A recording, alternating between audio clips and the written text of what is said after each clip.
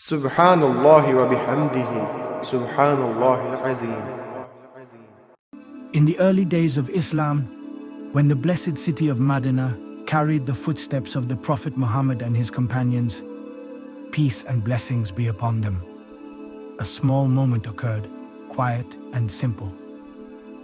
Yet it carried a lesson so powerful that it became recorded in Sahih Muslim for the entire Ummah. In the city of Madinah, a place filled with faith, humility, and sacrifice, the time for Hajj had come. Caravans were preparing. Camels were being loaded. Everyone was excited to join the Prophet on this blessed journey. Among them was a woman from the Ansar, a woman of sincerity, but also of limited means. She watched people around her pack their belongings, children clinging to their parents, families setting off to Makkah, and her heart felt heavy because she knew she couldn't go. Her family only owned 2 camels, just 2. One was needed for her husband and son to go for Hajj. The second was needed back home, to bring water, to serve the daily needs of the household. She wasn't upset. She wasn't angry. She simply accepted her situation.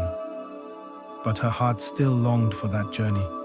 Ibn Abbas, may Allah be pleased with him, tells us, a few days later the Prophet returned to Madinah, and in one of the streets of the city he passed by this woman. He looked at her with mercy, with gentleness, with the concern of a prophet who cared for every member of his ummah. Then he asked her, "What prevented you from performing Hajj with us?" These words struck her heart. She lowered her gaze and replied with honesty, "We have only 2 camels. My husband and son took one for Hajj, and we kept the other to carry water." The Prophet heard her answer. He saw her sincerity, and he gave her a gift not just for her, but for every Muslim who longs to do more, but life stands in the way. The Prophet said, "When Ramadan comes, perform Umrah. For an Umrah in Ramadan is equal to Hajj, not in obligation but in reward. A reward given out of Allah's mercy, a reward given to the one who has desire but lacks the means." Sometimes, we want to do more for Allah. We dream of bigger acts of worship. We feel sad when we can't reach certain goals. But Allah does not only look at what we do. He looks at what we wish to do, what our hearts cry for, what our intentions burn for. That woman from the Ansar didn't have the wealth, but she had the intention. And Allah replaced her sadness with a reward equal to Hajj. Your worship is not measured by how big it looks, but how sincere your heart is. Maybe you can't go for Hajj. Maybe you don't have wealth.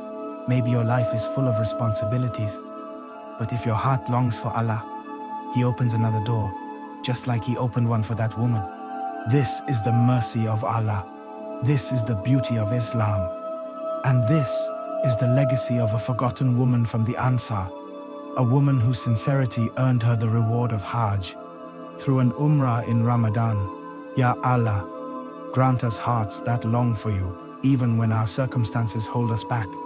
Make our intentions pure, our deeds accepted, and our worship beloved to you.